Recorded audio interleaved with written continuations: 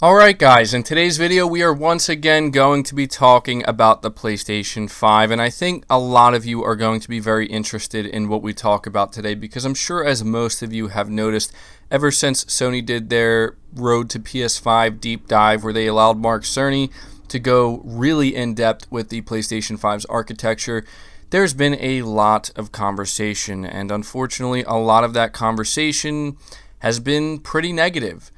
There has been a lot of negativity placed on the PlayStation 5, onto Sony, and unfortunately onto PlayStation fans in general. And the thing that I'm really bothered by is how there are a lot of people walking around trying to make it seem as though if you are somebody who's actually happy or satisfied with the specifications that Sony announced, that there's something wrong with you, that if you are actually still excited for the PS5 or what Sony is potentially going to have to offer next generation, there's something wrong with you.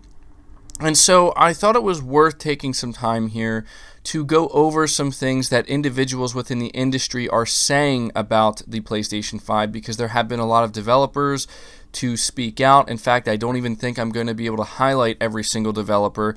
I'm sure a lot of you caught yesterday's video where I highlighted a lot of developers and individuals within the industry really talking about how big of a deal the SSD is that Sony has inside of the PlayStation 5. But today we're going to be talking more about the general specs and how in some cases it seems as though the PS5 is actually the superior console, not in every aspect, but essentially how these consoles are both very unique and have advantages in their own ways. And we're going to talk about that. We even have the former head of or director of Xbox marketing chiming in as well. So before going any further, if you could do me a favor, be sure to hit the like button. It really helps the videos out. And make sure you subscribe to the channel as well if you don't want to miss any future content. Now, I know there's a lot of people who are going to assume that this is just MBG going on full-blown damage control mode, but it's really not.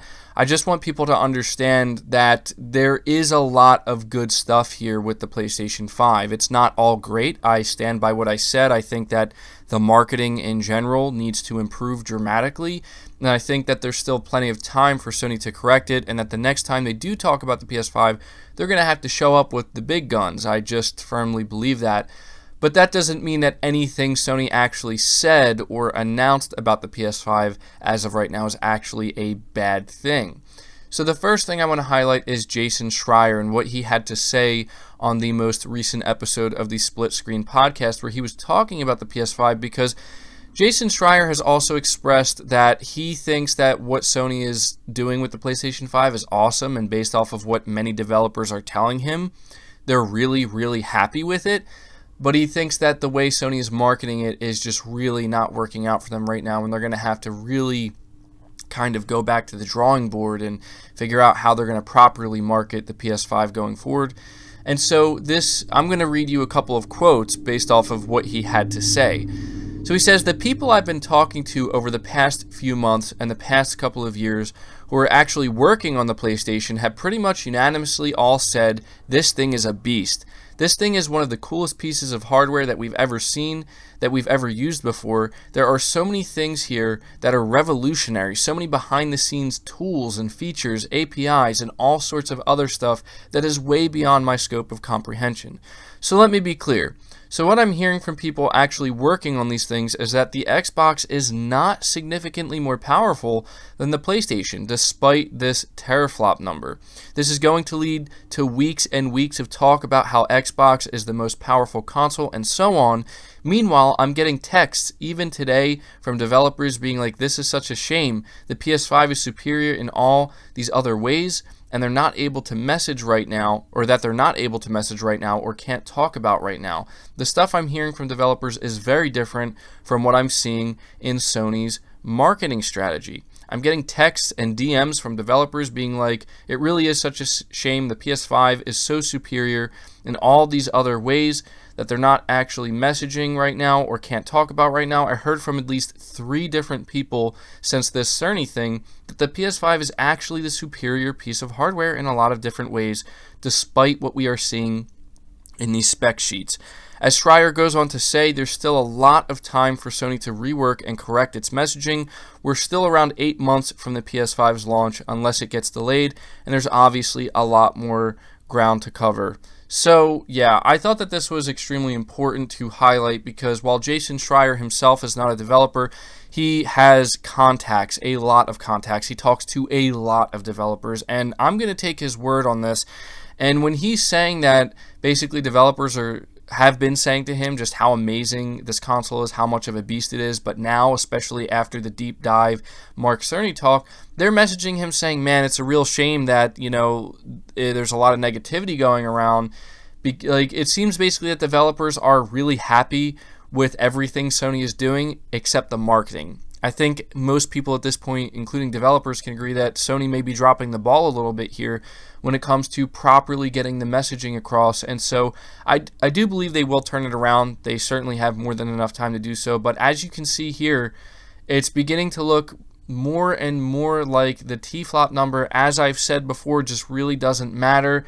And that this console is apparently, according to what developers are telling Jason Schreier, superior in other ways. While the Xbox has areas where it's superior and it is better, Sony also has its particular strengths, and I think that maybe at this point in time it seems as though Microsoft has just done a better job highlighting and conveying what those strengths are, to where Sony has maybe left people feeling a little bit confused. So there's one thing that we talked about, but we're also going to highlight something that the Ready at Dawn co-founder Andrea Piscino, hopefully I'm saying their name correctly, what they had to say on Twitter, and this is what they tweeted out. Dollar bet, within a year from its launch, gamers will fully appreciate that the PS5 is one of the most revolutionary, inspired home consoles ever designed, and will feel silly for having spent energy arguing about teraflops and other similarly misunderstood specifications, he wrote on Twitter in response to the discourse that's been taking place over the past day. Now, I want to highlight the fact that this is the second time we are hearing from an individual. They're calling the PlayStation 5 revolutionary.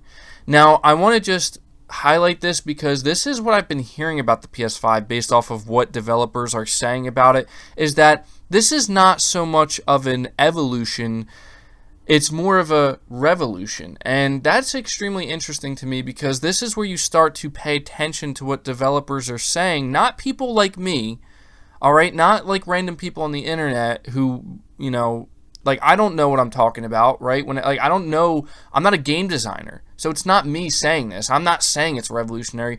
We're hearing from developers that, and not just developers, but also really, tech-savvy individuals such as Digital Foundry and a lot of other people, that what Sony is doing with the PS5, and this isn't to take anything away from the Xbox, because I'm sure the same can be said for the Xbox, but apparently what Sony is doing with the PS5 is potentially going to fundamentally change the way some games are designed, and I would consider that revolutionary. So there you go. That is what the co-founder of Ready at Dawn had to say.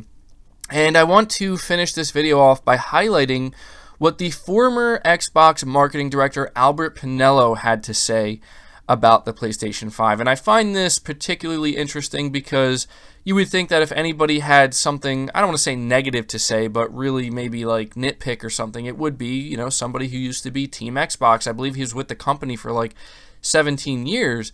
And so it says, former Xbox marketing director Albert Pinello took to popular gaming forum Reset Era to give some thoughts on what was shown at the company's deep dive of the system. He seemed pretty impressed and praised Mark Cerny for giving concise information. He apparently wasn't expecting the system to have the power that it did.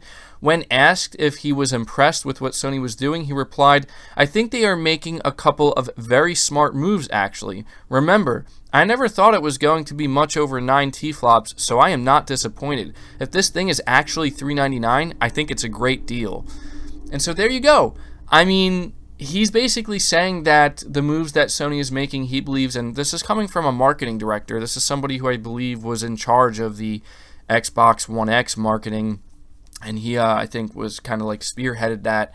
He's saying that he thinks Sony's making some really smart moves. He doesn't really go in depth with that. Like, he doesn't emphasize whether or not he believes the moves that are being made that are smart. I assume what he's talking about is not the marketing. I'm sure if he had to give his opinion on the marketing, he'd probably say it could improve in some areas. But he did say that he thinks that Mark Cerny did a great job just giving concise information.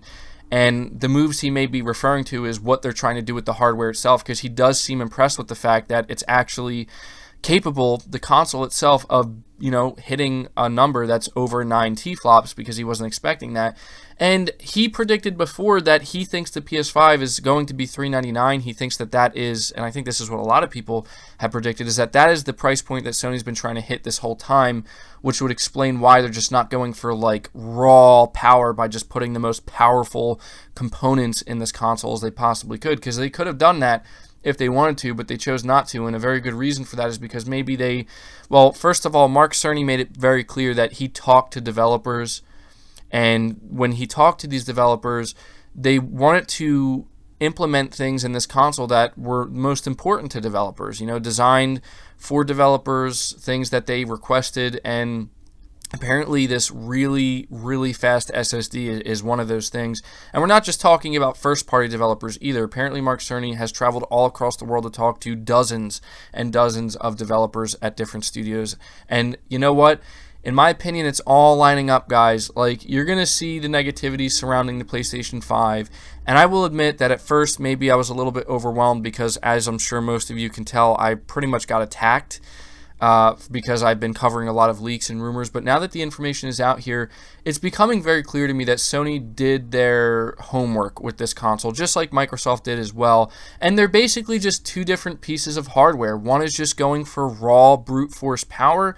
Another is going for more speed and efficiency. And I have to say that I'm just really happy to hear that developers seem very happy with the PS5 and they're extremely excited for it. And based off of what Jason Schreier's saying, developers are telling him that are actually working on this console that it's revolutionary, that it's huge what they're doing, that there's just so much behind the scenes stuff that Sony isn't talking about yet, or at least I guess showing in practical real time, like what it's going to do for games that people are going to be, I think, really excited for. So I thought it was really important for me to make this video because, again, there's just been so much negativity surrounding these consoles, and I feel as though that there's really no reason to be that down on PlayStation. But that's going to do it for the video, guys. Let me know your thoughts about this down in the comments below. Again, leave the video a like if you did enjoy it. Subscribe to the channel if you're new and haven't already. Hit the bell notification icon so you never miss an upload, and feel free to share this video out on top of all that. But until next time, guys, take care.